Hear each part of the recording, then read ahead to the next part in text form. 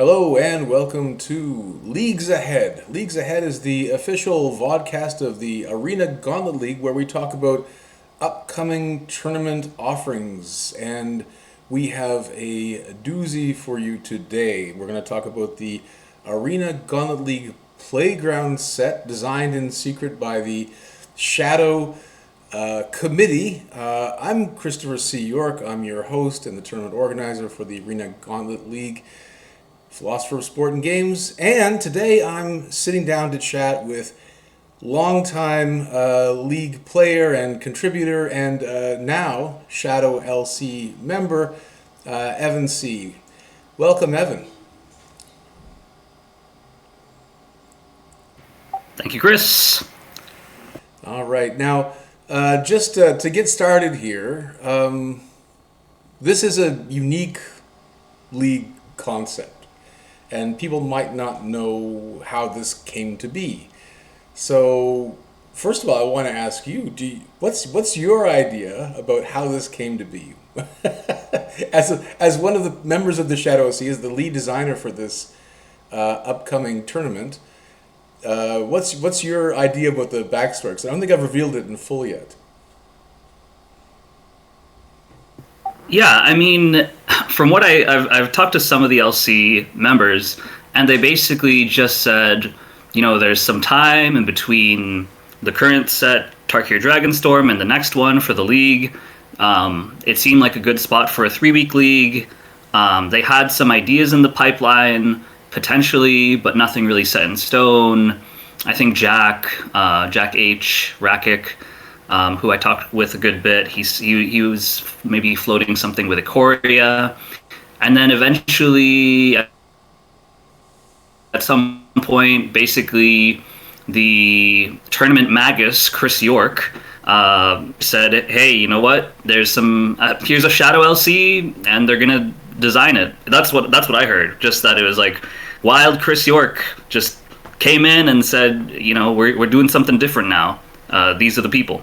Yeah, and that's basically how it happened, and I got no pushback from the league committee. I think they were probably happy for a break, considering that they've been, we've been running them pretty hard over the past few leagues, trying out lots of new concepts. They needed a break, I thought, and I also had a sort of inkling that there was a group of people, each of whom I'm quite happy accepted our invitation, that had in the past either expressed interest in running or had been suggested for promotion to the LC at some time or the other, that maybe would like a chance to try their hand at league design. People who, like yourself. Now, in the beginning, I think you'd volunteered for the LC, but at that time, we were worried about a conflict of interest. We didn't want a store running our tournament, and you were an employee of,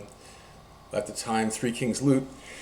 And so I think we sort of said, well, there are we've been with other stores where the store owners kind of got involved, either through themselves or an intermediary, and then the tournament's gone to crap. So we appreciated your offer, but we had to keep you at the arm's length at that time. So you were on the list first and foremost. We had Cody Race, the other member, he's basically hived off his own server for AGL, so he's interested in community building and has skills in that regard. So he was on our radar for that. Both Miranda and Bob are running, and yourself now are running side events on a regular basis, and at least one has expressed interest in serving in the LC. And then there was Raf, right? Raf's a longtime player and a valued community member, also a notorious rule breaker. And somehow, this never really put him on the outside of the community, but he has this sort of interesting, in-between, lovable rogue status. And there's a meme, right? Raf for LC. And so he was a bit of a wild card for us, right, to put him on the LC and see what he did on the other side. And so when we were doing this, we sort of thought about, well, this is a bit of a rogues gallery, and it's there's some talent here. But how's the chemistry? going to be. And so the obvious analogy, right, with Thunderbolts coming out was with the Thunderbolts sort of, or the Suicide Squad, or whatever you want to call it. Sort of like you get together a team of people, ad hoc, and you set them to this task, and then you see like, okay, how are they going to do? So this is a unique league design proposal. I don't have much to do with it after the point of like putting you five in a room together and seeing what you cook. And I think happily we've arrived at a rule set that's both doable, not really that problematic. There are some elements we could debate about, but that's exciting and interesting. It's something the LC or I wouldn't have come up with on our own, so that's also very exciting. So I was wondering if you could please just talk us through, like, when the five of you found out about this tournament, found out about your roles in the Shadow LC, how did things start to progress? How did you kind of hit the ground running and make a new LC from scratch? Yeah, so I guess you could say we're like a bunch of misfits, but at the same time, pretty much all of us, and I think part of the reason why we might have been on the short list of people to invite, even though there are many people in the community that I think could have contributed and, are definitely people that I think have great ideas. I think part of what helped us out is that very frequently we all talk in league crafting. Yes. And league committee and stuff like that. So we already have a sort of rapport, Very frequently I see Bob contributing, Miranda contributing, Raph contributing, Cody, wacky and crazy ideas.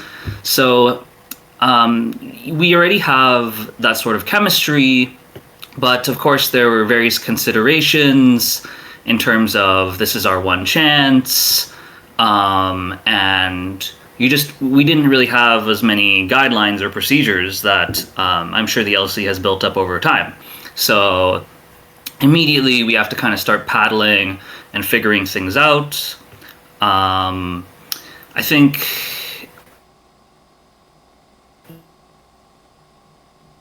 we slightly, so moderately different time zones, but I think we're relatively within the same North American time zones.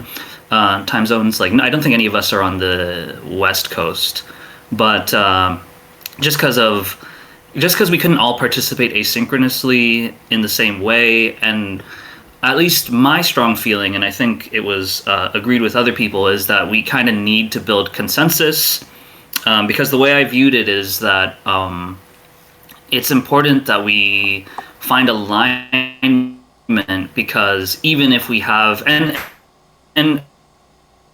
I'm called the lead designer, but I think that's unofficial, or at the very least, at the very beginning, I brought up the idea of a lead designer in terms of just, having a more unified vision, but I didn't know if we wanted to go that way. But basically, because we only have this one chance, it's not like as easy to have it just be one vision and then everybody else supports. It needs to be, at least in my view, I thought we needed to have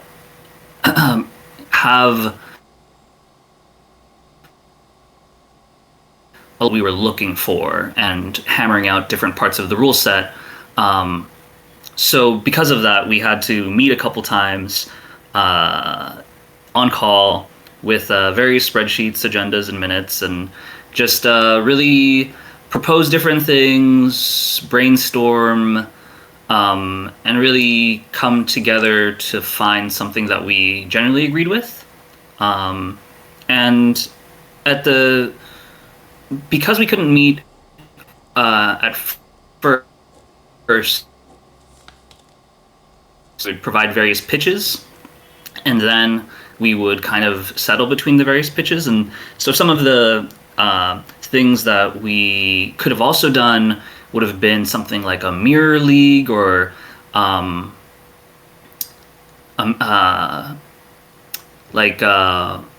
Bizarro World, or it would be a way of splitting the league, but having, a light version and a dark version, so to speak. And then another one was just that it would be based on various villainous factions. Of course, that might be a bit too close potentially to Tarkir Dragonstorm and the various faction mechanics that we're having here. So I think that was perhaps an element of why we decided to shift towards AGL Playground as an idea.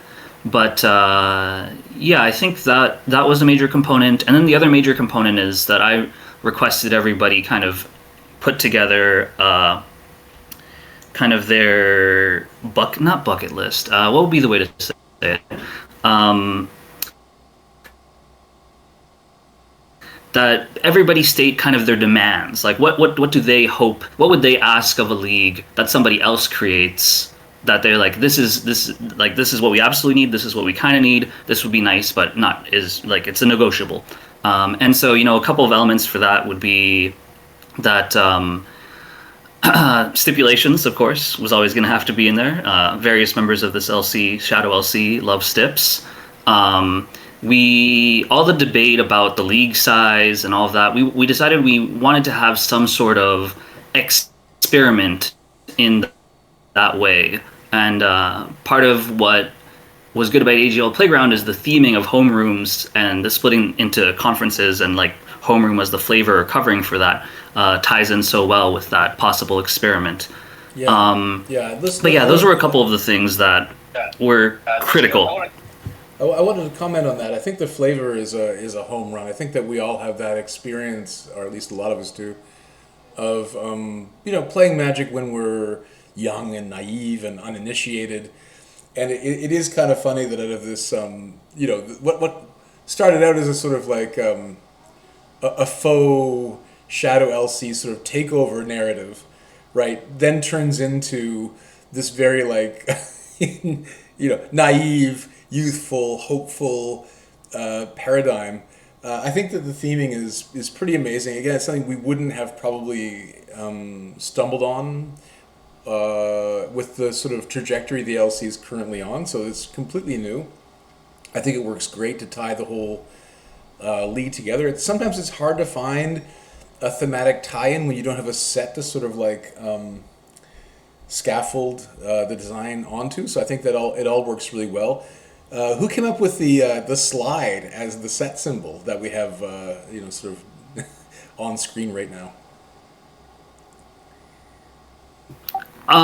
Yeah, I mean, that was not big, but like there were so many different details of the flavor and all that I believe it was Bob who suggested slide. We were thinking different things: school bus, backpack, all these different like a seesaw.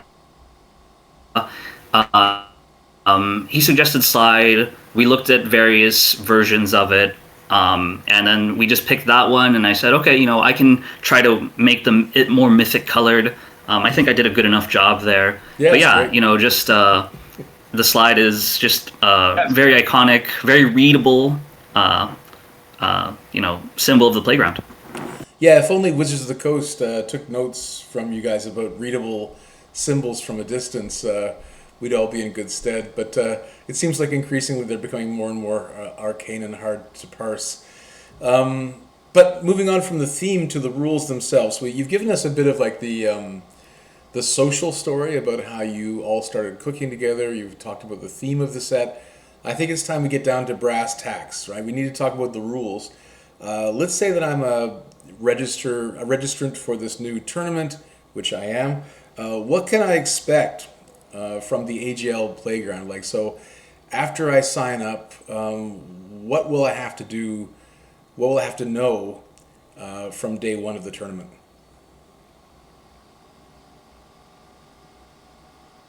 Yeah, so from day one of the tournament, just starting from, I guess, the top of the rule set, one is that it's going to be very much like a chaos format. Love it. We're going to be covering... Sorry, did you have something to say, Chris? Just said love it. Oh, love it. Okay. Yeah, personally, so it was kind of entwined, I guess, with the playground theme. Is I was kind of interested in A little bit of nostalgia, maybe a little bit less powerful. And then, frankly, I was just kind of jealous of the next generation league, and that it was kind of pseudo chaos. So I wanted a bit of a bite of that. It was part of my feeling in terms of the design. You can't keep us dragons out forever. We're gonna want to play too. Right. Um, and yeah, so it's 6 of those sets, chaos. You're gonna get a random set every time that you lose as your comeback pack. That I advocated for because I have been noting that people have not been really interested in choosing between older sets, especially if they haven't played them. And I mean, for us, it might have just felt like yesterday when we were playing Strixhaven and Streets of New Capenna and all that. But I mean, there are many players even in our community that probably picked up Magic, starting in OTJ, for example. And so this is just, this is old news at this point. It's not. Actually, maybe I'm probably using that term wrong, but either way, they're unfamiliar with it. So it wouldn't make sense for them to have to choose between these because they don't really have any conception of like this is strong in these colors. So to focus on just the cards themselves, and the reason why I wanted to focus on the cards themselves is because the core aspect of this league is that you're here to trade cards between each other. So over the course of this league, you're going to be able to have access to about 8 trades. 3 of them are going to be with anybody, and then 5 of them are going to be with former opponents that you've played with. And those ones are going to be split between 3 in the first week, 2 in the second week. And so that should give everybody time to, no matter how your league goes, even if you don't have a great league, you'll still be able to make all your trades, and you'll still ideally have fun with that. And there was a variety of factors to consider for why we wanted to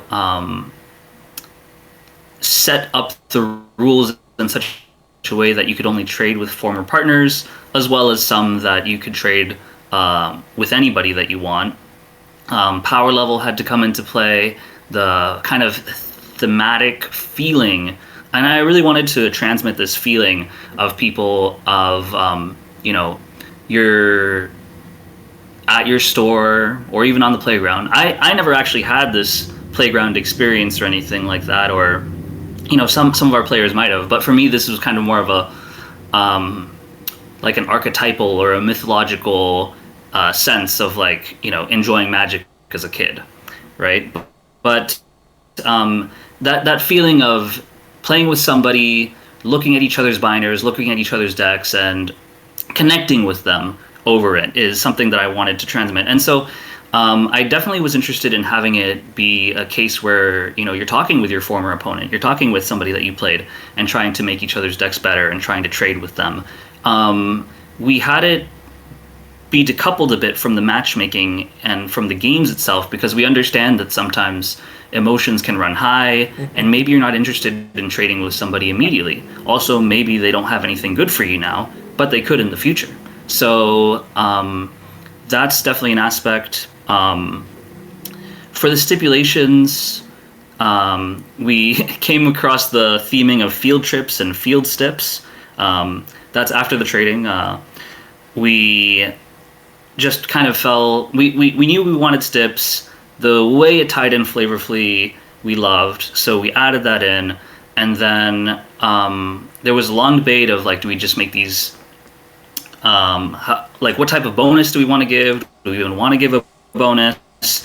In the end, we decided to land on the lessons because they're not necessarily great main deck cards, but they're cards that you might want to have access to. And if you have some learn cards, but you don't have any good lessons, that it's kind of a shame. So just giving a very small bonus and just a different way to play the game is part of the tie-in. And then finally, the homerooms is for people who've been paying attention to league crafting. There's just some concern of the why you have to sustain these days in order to make a top eight.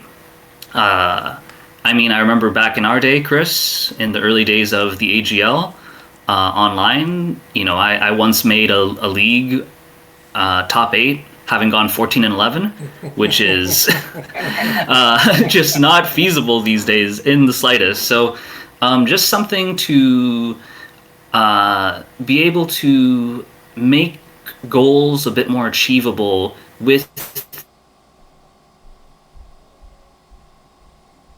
the incredible to the SC to Ubris, but there are some growing pains currently that we've talked about hypothetically before, but now we're actually really meeting the reality of. And so, even if this is something that ends up not panning out, at the very least, it's an experiment in trying it and in figuring out what works about it, what doesn't work about it, so that we can try to innovate in this space and just bring it to that casual competitive level of league that we're used to and that I think we love.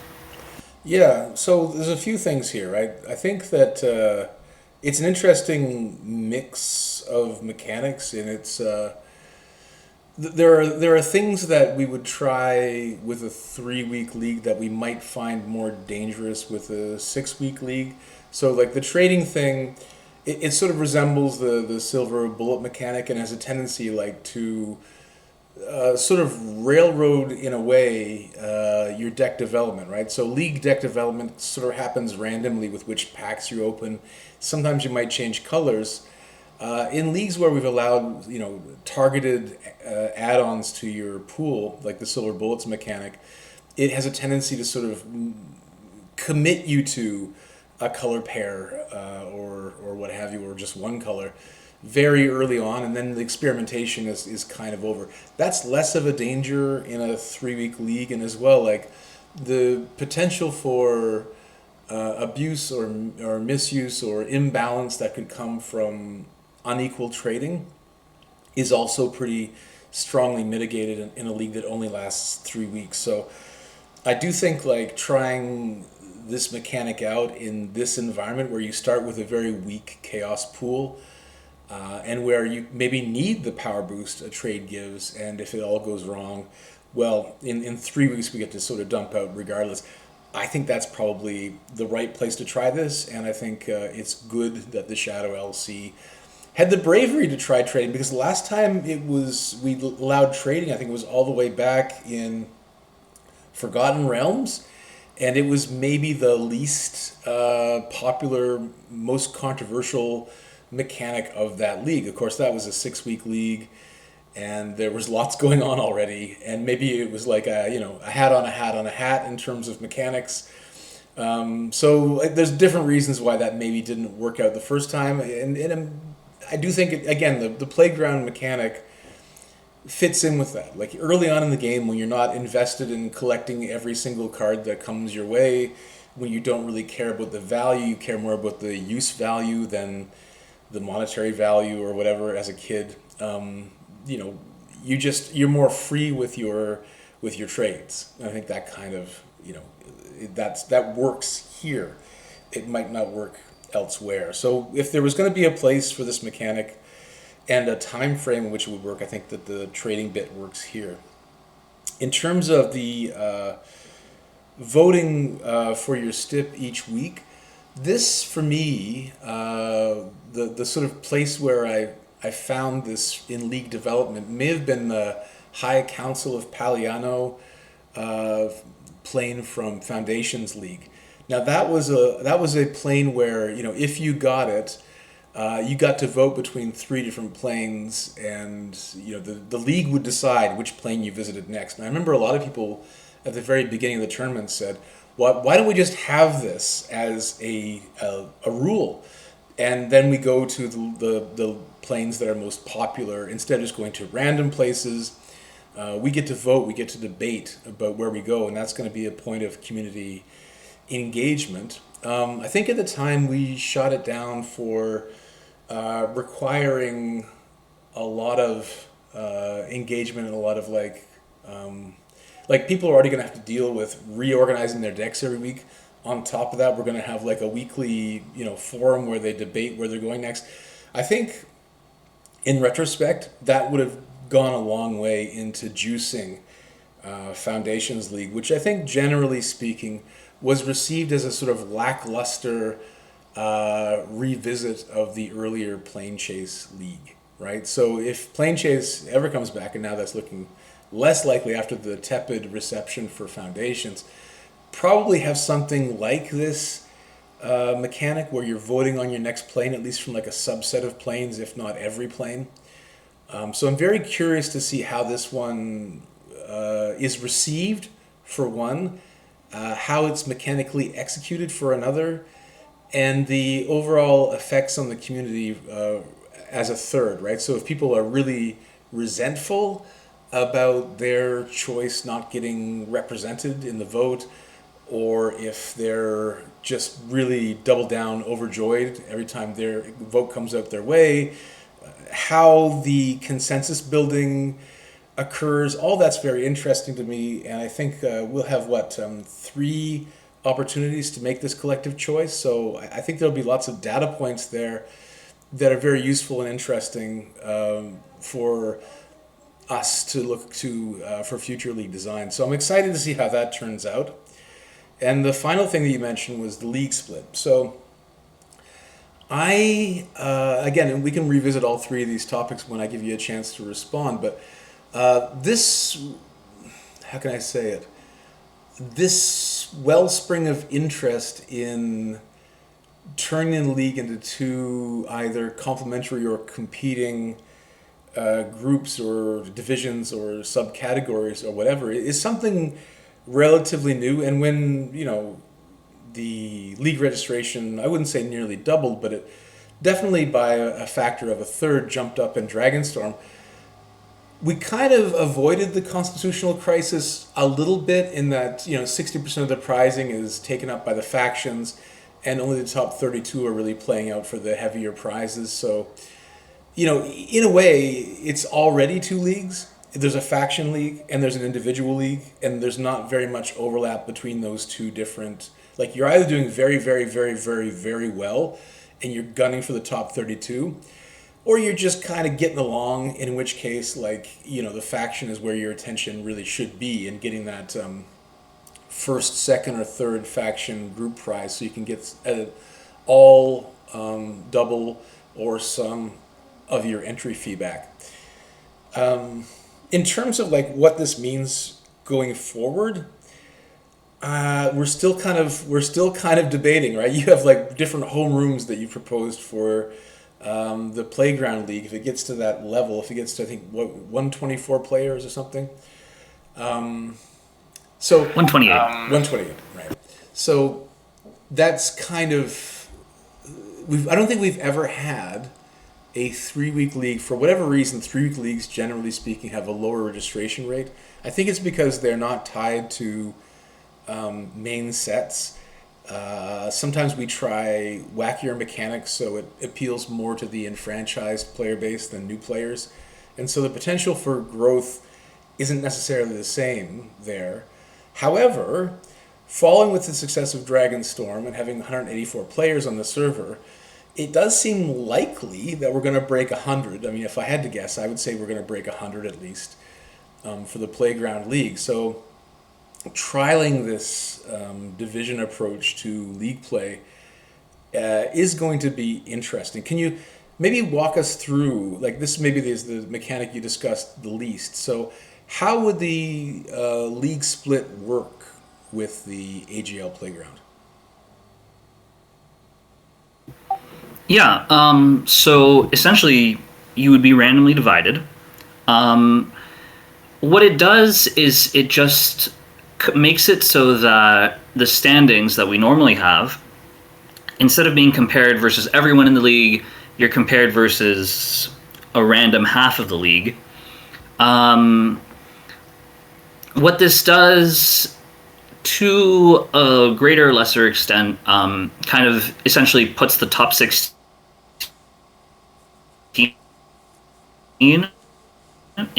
puts the top 16 to the finals, essentially. So your homeroom you would be competing versus, even though you can play anybody, you can match anybody. You know, your homeroom is who you're competing against to end up in your mega draft. So the top 8 of your homeroom are going to be in the end doing Chaos Mega Draft of Streets of New Capenna, Strixhaven,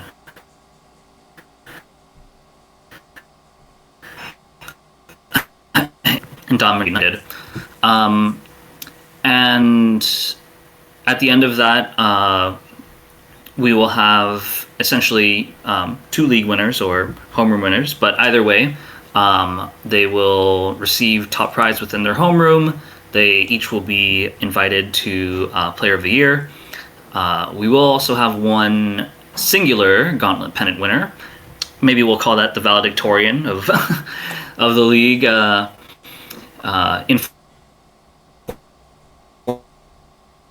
Informally, all the various classes, all the various homerooms. And yeah, sorry, was there anything else that you were curious about the homerooms? Yeah, so it's not going to limit who you can play against. It's just going to give you, again, 2 random groups. Have you thought about weighting the groups based on past performance, or do you think it's better just putting people in sort of 2 random buckets and seeing how they stack up? Like, have you thought about putting like all the dragons or killers or veterans Yeah, in I one think group we. and all the newbies in another? I think the idea was to go for something that's as simple as possible, and I also thought that what we would do in regards to weighting is that, if this was, because the first one, weighting aside or not, is going to be decently random, and I thought that this would be kind of the jumping point, and then the results of this league could feed into the weighting of it. In terms of, so for simplicity's sake, to not have to explain weighting, and not have to Yeah. concern ourselves with an algorithm, it was decided that random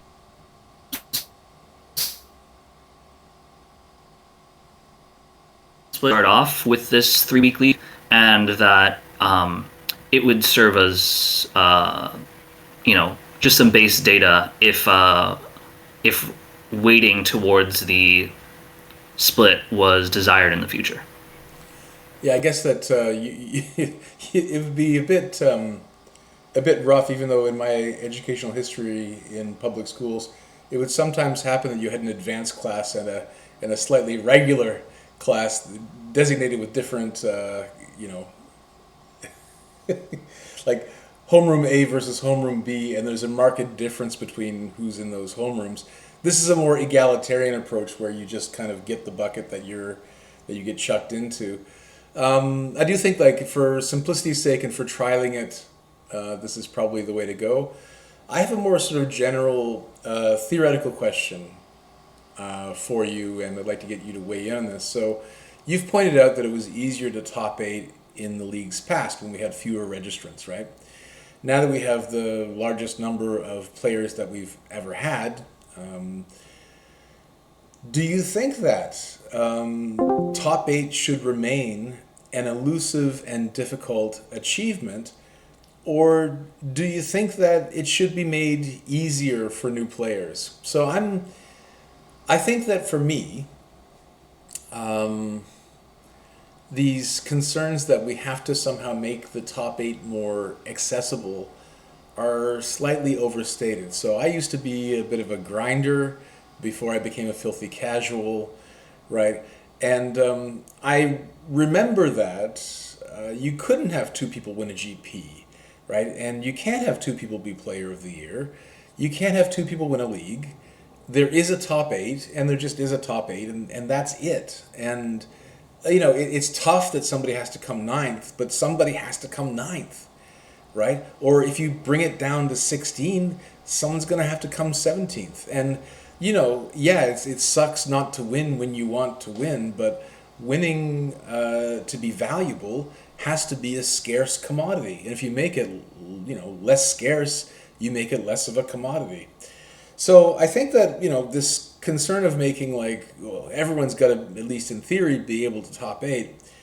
I don't know if I really share that intuition, and I don't know where you sit on this debate. It does seem like it's sort of taken as a given by many members of the community that, well, everyone should start the league thinking that they're going to top eight. I don't know about that. I don't think that's. I think with the level of skilled players that we have engaging with our tournament series, I think it's unreasonable to think you're just going to cakewalk it, or I think it would overly soften the league if we like said, okay, well, no more top eight. Every tournament we have top 32, and then we have 4 mega drafts, and that's a lot of overhead as well for the league committee or the shadow league committee or whoever's running this thing. To set up 4 mega drafts instead of 1, and to go through all those. I mean, already sort of having a twin tournament system is already extra work. How far down the line do you think this logic will take us if we start aiming to make the top 8 a more accessible good? Yeah, I mean, that's a great point, and I mean, there's been quite a bit of debate. Where my personal stance is that I think that there's kind of a sweet spot of difficulty, and some people might disagree, and I think that's valid as well to disagree and say, well, we've grown, so let's not be the small shop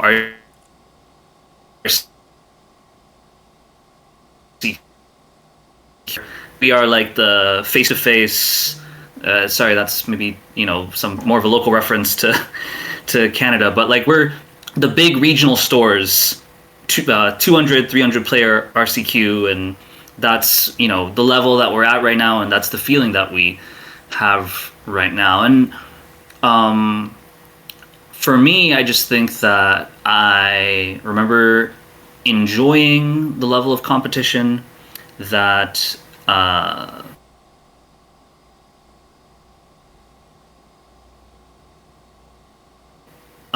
just to dial it back a little bit. We're not going.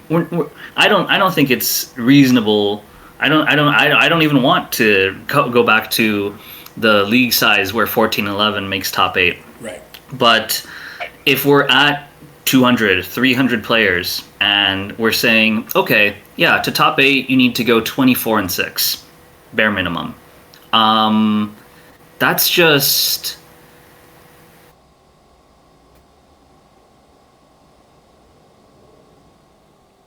It's something that, at that point, it's just huge. It's just so remote of a chance, and it'll happen to some people, and it'll feel great.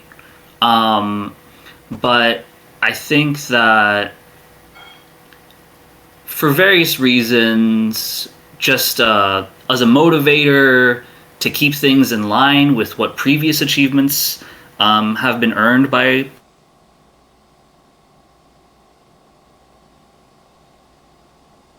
I've been interested personally in reducing. I wouldn't really say the difficulty, but just for me, it's just about win rate. Before you could maybe get there with 67% or something. Now it's more like 70%.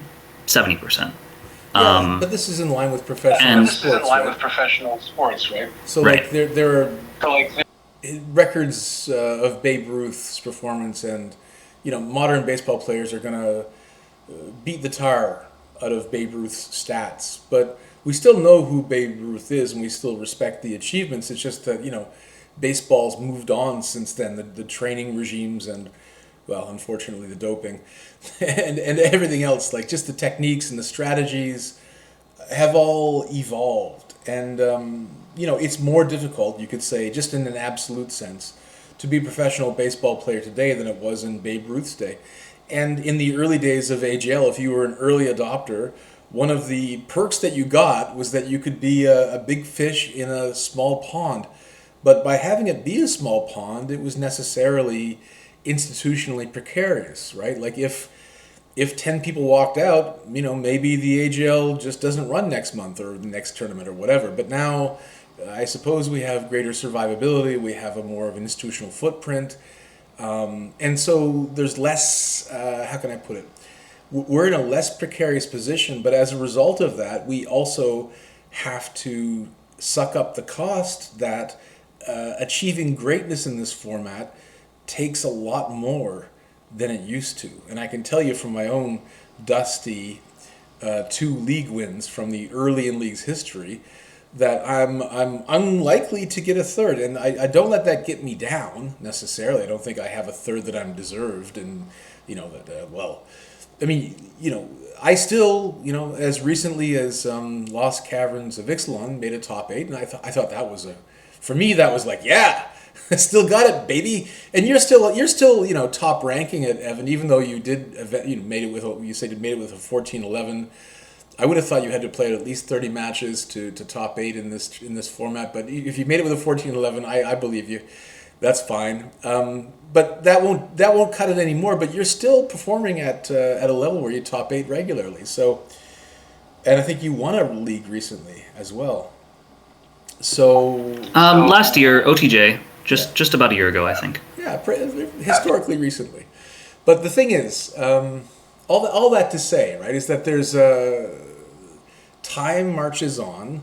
There are new opportunities and there are new costs to participation. And I think, like, looking backwards to simpler times is part of the thematic lure of the AGL Playground League. So, like, softening the requirements to top 8 is thematically justified in this 3-week tournament. Absolutely.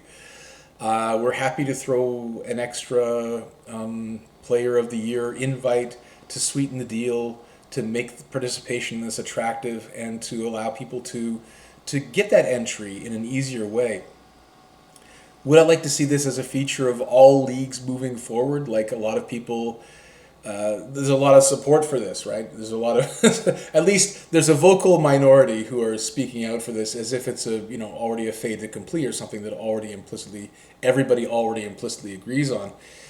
I guess for me, I'm not sure that I want to see this every league moving forward, even though I think we can experiment with it for a few leagues and see how it goes. Like, I'm not against, splitting a league into 4 and maybe trying that once and seeing how it goes. There's things that we can do. That's design space that we haven't played around in yet. So I'm not going to shut it down because I think that it's weakening or softening the competitive experience. I'm supporting it because I think that it's opening up different kinds of tournaments that we can play and enjoy together.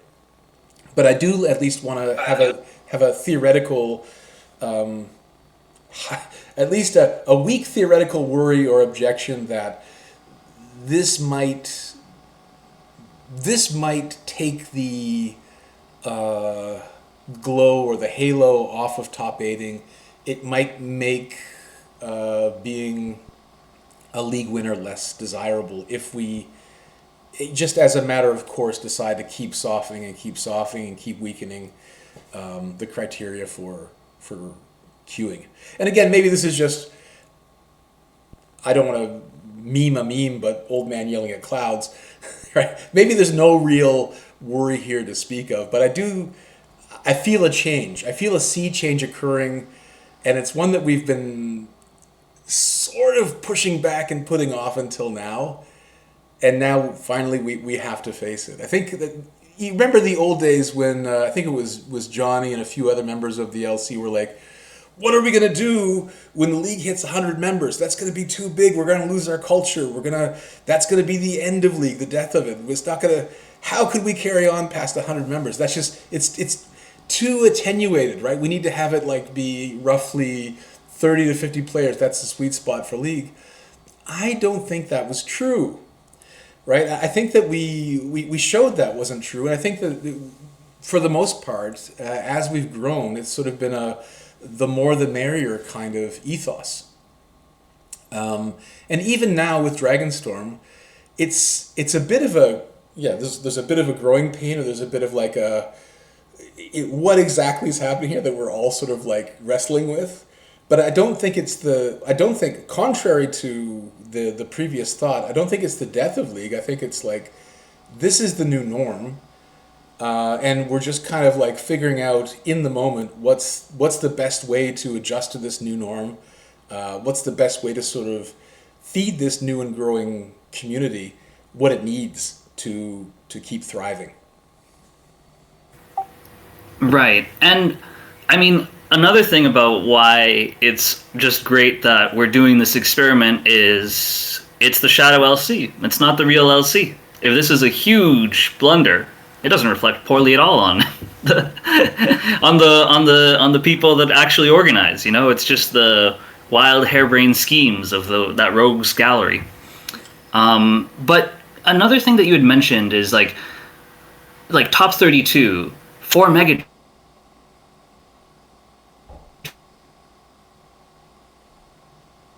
I would, in my mind, that occurs at a player base of around 400 players. Right. And, you know, does that seem so ridiculous relative to having 400 players and like 400 players to a single top 8? That is just so far beyond those discussions that we had of when we were only thinking 35 and 50 players.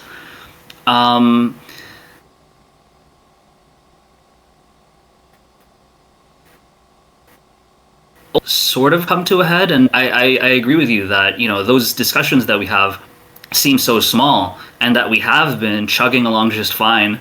But I do think that there has, like, it's been coming towards us, and just for a combination of factors where leagues have just been very interesting, promotion's been good.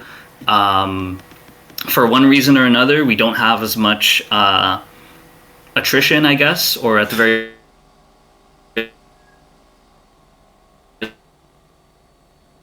least now we're finally here at this point, and things, I don't know. I ask you this, Chris. Are you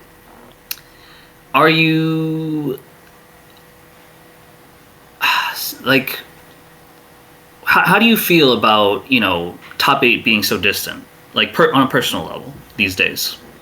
For me personally, I'm absolutely fine with it. I don't have a reasonable expectation of success. And to me, that's just like, I recognize game. Like, I know that the players that we have now are just above and beyond the level of, you know, professional commitment to the craft that I maybe ever had, or that I had at the peak of my interest in Magic the Gathering, right? Maybe I could have hung with those guys, hopefully. But I think that, you know, it's for me, it's great that people succeed at the level that they are. I don't envy their success, and I don't think I inherently deserve any more glory than I've already got. So I don't know. I don't feel the. But again, I know there are people who are try-harding, and they aren't quite at the level of the best achievers of our tournament, and that's a frustrating experience for them. I get that, but it might be like a matter for attitudinal adjustment rather than rules adjustment at that point, right? Everyone's got to sort of seek their own level and accept their limitations, and I think that's part of growth as an individual. And I think I've always kind of thought that meaningful gameplay, providing opportunities for reflection and growth and self-development is part of what we're doing here in the background. So I do think that sometimes when there's a big conversation about these things, sometimes I do think it's just a projection of that person's own frustrations at not doing better, and we have to take that for what it is, right? It's not really like I don't know. uh, I'm not going to psychoanalyze people and say that in every case that's what's happening. I think that in some cases it's like, I think it would be better for the community if we were able to give more badges for more diverse kinds of achievements. Yeah, for sure. I agree with that 100%. More dopamine and more brains is more fun for more people, right? Yeah, let's get those neurons firing, But I think that in terms of achievements like top eight really should be special. Really should be something that you look at as an achievement. And I don't think that we should cheapen or dampen or lower the standards in any way, shape, or form. And I think that even the defenders of reform, like making divisions and things, they probably think that even if you do that and you sort of have more divisional achievements, that we shouldn't change or cheapen or lower the prestige of getting a top eight. I think that even the people who think we should democratize achievement at those levels don't probably think that there shouldn't be some sort of absolute achievement that's really, really, really, really hard to get, and that people can be really, really, really, really proud of.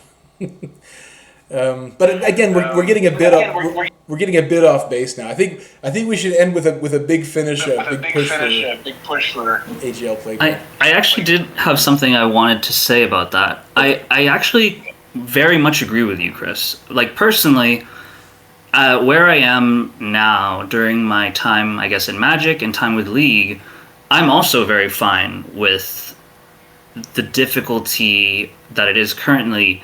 And, if I never make a top eight again, and,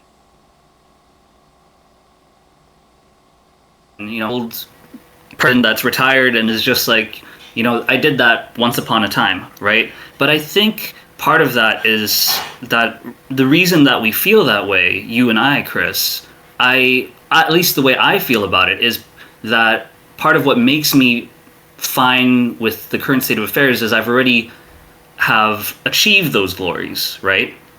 And so part of my notion isn't to cheapen, but I just kind of want to give I once had, and that I once had better chances because the league was smaller, because it wasn't as popular, it hadn't grown as much, it wasn't as sophisticated, and to give that same chance for that kind of sort of equality is, I would say, a major driving factor in terms of my advocacy for some sort of reform and some sort of return to. And I don't think it was super easy either. Oh, hell no. I mean, part of difficulty. Most of the people who were top eighting when you and I were playing for top eights and league wins are still top eighting and having league wins now, right? So it's, I'm going to say that it was still tough. Even in the days when people say it was easy, like, there were some very, very good players right from the beginning that formed the heart of this community. This community was never, like, it came from face-to-face games in the in-store play days. It was never an easy group of people to get an edge or push an inch on, ever, right? And I think that's why we've evolved the way that we have, right? With this sort of like, casual competitive backbone, right? That we have and that we've always had. But yeah, I see what you mean. It's easy for us to be complacent because we already have the badges. We acknowledge that people who don't have them want them. I think it's great that motivates more and better competitive play and more commitment to the game and more commitment to the tournament series. I think that's all a good thing. The Pro Tour, when it was around in the form that it was around, was a great driver for in-store Magic play. The fact that WotC has gutted their Pro Tour system and made the means for qualifying for Pro Tour more obscure, I think just hurts the game generally. I think one of the things that we can do is sort of pick up the slack there, and we have a ladder people can climb. We have achievements that people can reasonably understand and get, and I think that's part of the fun of this tournament series, that you're playing for real prizes. We're fighting for badges that everybody can see, status that is desirable. People want the Player of the Year purple because it means they get, in cases except we have Dragonstorm, they get pushed to the top of the server, and people know who they are. It's like that old Magic ad, people will know your name. Here, that's true. I'm not sure that was ever true with big time Pro Tour Magic, but if you're on the server, you know your Johnnies and your Cody Races and your Richards and even your Zach Cars. Right? So all that's there as part of our institutional history, and I don't know. I can see both sides of the argument. I'm not the only voice in this debate. We're calling the shots as a council. This discussion's it's bigger than this podcast, and it's gonna continue on as the league sort of exists at this size. If it grows, the discussion will only become more urgent. So I guess we can sort of put a bookmark in this discussion for now, and say, like, I'm glad we talked about it, but I also want to get back to hyping people for what the AGL playground is going to be. Personally, I'm looking forward to getting back to casual play. I'm interested in how the trading mechanic's going to work out. Steve has already got the bot side of that worked out, so technically he says it's very implementable. I'm curious. I want to get involved in some of the debates regarding which stips are chosen and which stips get left out. I think that's an interesting finesse on things. Curious to see how the league split works out, and if it, again, if my theoretical concerns aren't really brought into play, or if they're really felt by the players. All this is really interesting ground that you're treading. So before I let you go, I just wanted to say congratulations to you and the other members of the Shadow LC for putting together such a compelling rule set under, pretty rough conditions, like untrod territory, limited time frame, window for execution, and for just coming through the way you did. So I want to say thanks and congratulations, and I'm looking forward to playing. Do you have any last words for our audience, Evan? No, I mean, I would just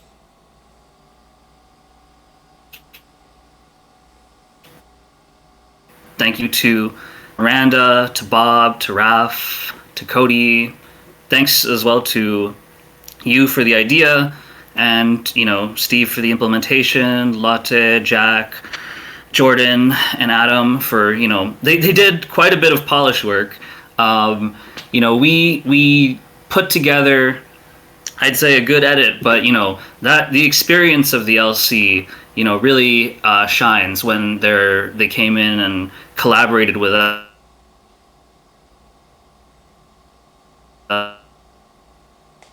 on. Major appreciation to everybody that helped get us done, and also to the community. I'm hoping that the community enjoys this league, and I'll see you on the playground. See you on the playground, Evan. Thanks again for coming in today and speaking with us on Leagues Ahead. Bye for now.